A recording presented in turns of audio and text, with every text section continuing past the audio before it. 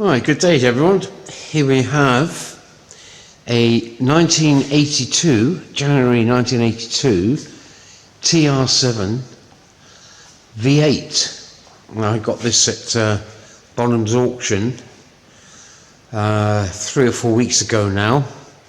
I sit down here in the storage unit and I'll just give you an overview on it. And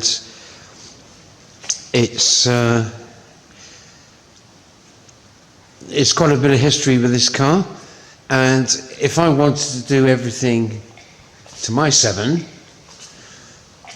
I wouldn't get much change out of about £30,000, I can imagine. It's got the V8 conversion on it.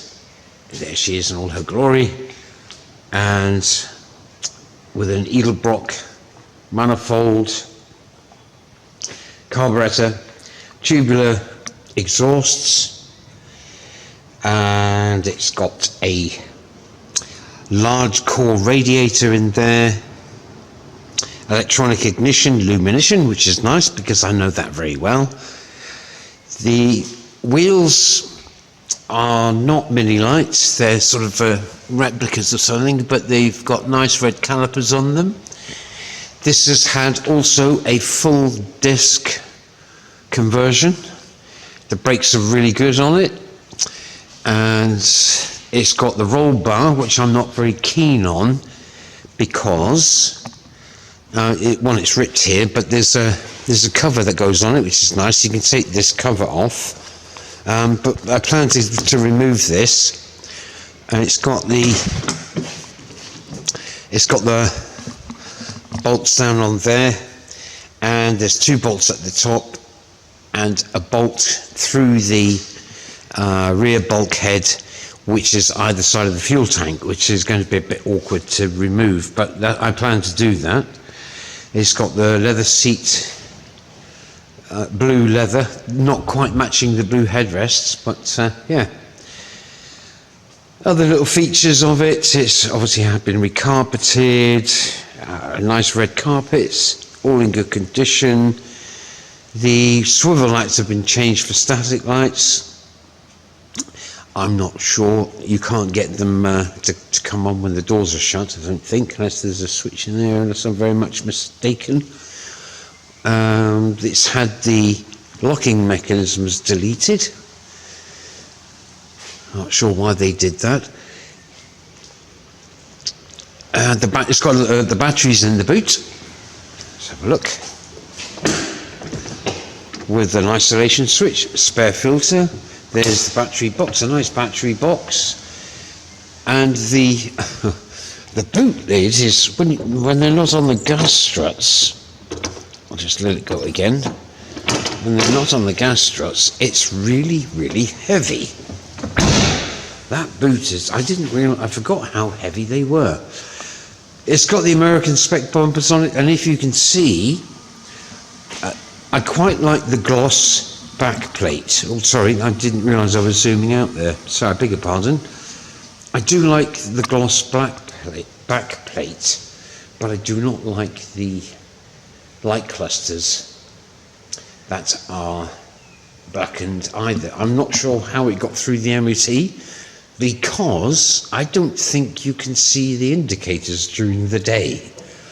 So I'm going to revert those back to original. I might leave the fog lights blackened out. There's the twin exhausts. I'd like to get a single exhaust system on it rather than the twin exhausts, and why not? And why? Because I think it would sound a lot better. I will start her in a minute. What else? Oh yes, it had this, you know, this effect put on it. These sticky false wood things. They're cheap, tacky, and I want it to get back to them. I've taken some off there, you might see on the dash, and I want it to get back to, I'll clean all that up with some mild alcohol solution or something. And since the conversion, the records show that this engine has only done 4,000 miles, which is nice. Electric aerial, all right. What else? obviously the same 5-speed box, the LT77. It's got a mohair hood, and incidentally, when you do put the hood up and down, it does catch, the frame does catch this, hence perhaps some of the little rips there. But also you'd be surprised how much it does restrict your rear view. But I just want to get rid of that roll bar, and yeah, I mean, for looks, it doesn't ruin the car, it looks quite nice, but I'd rather not have it. One other feature that I do like with this, what they've done, they've put the oil filter and pump here, and they've got an oil cooler down inside there. And how handy is that? That's very handy indeed. And there's the pipes of the oil cooler. There we are. Looks, that's really the business, isn't it? And yeah, that's done really well. Everything is tight. It's got adjustable spark shocks on it. Like I said, a full disc conversion, and the wheels are 15, not 13. So, and she does sit lower. Nice chromed bracket there on the for the alternator. That's done really nicely. I'm sure Chris Robinson would like that one.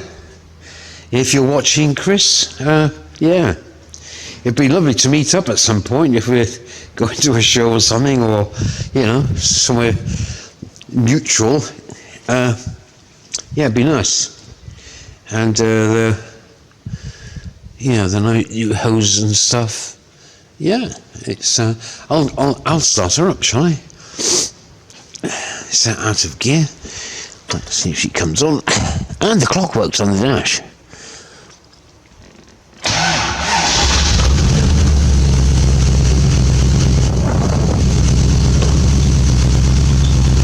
suppose the belt's squeaking a bit.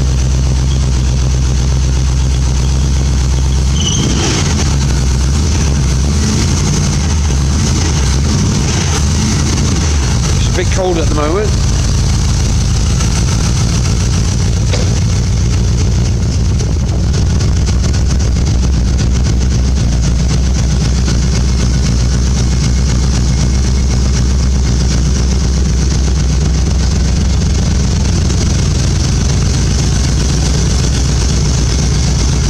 Now there is a slight problem. The clutch is a bit high, and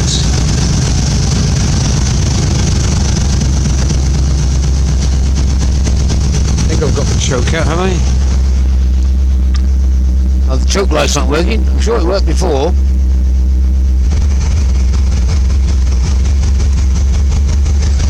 Just that induction.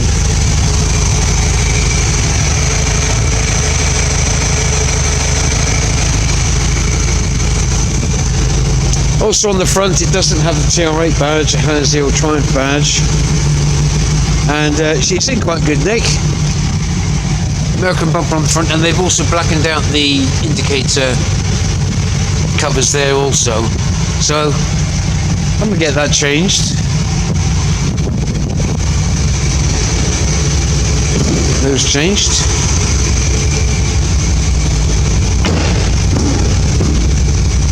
Bit of backfire there, I think.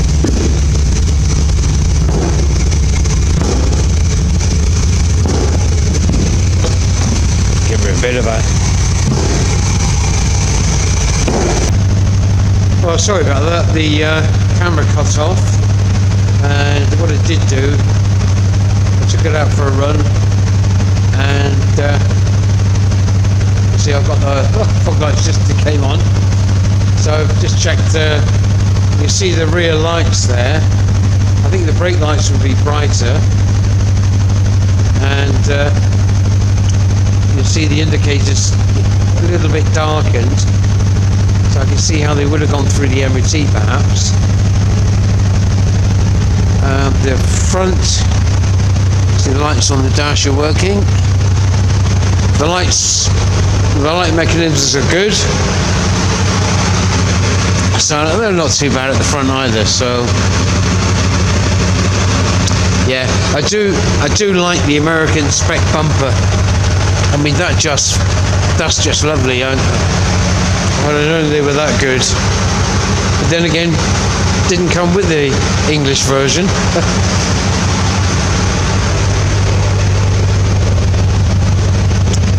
Yeah, so she's sounding really nice. Get that in there. Oh, I'm going to have to tighten up that belt.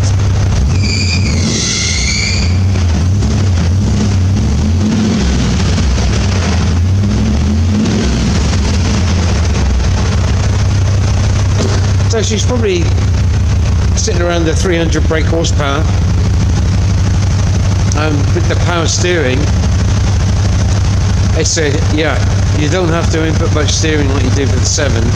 She's much more stable at speed, and she's a harsher ride than the 7. She stopped again, but I think the battery's running down. But just to finish off, so I have a 7 which is all original, and I keep it as original as possible. And I've got one now which just had the full works done on it. So I've got the best of both worlds, and I didn't have to spend that much money. And I don't really know if I should tell you how much it cost. Well, you can have a look at Bonham's auctions and their history to see how much this cost. There you go.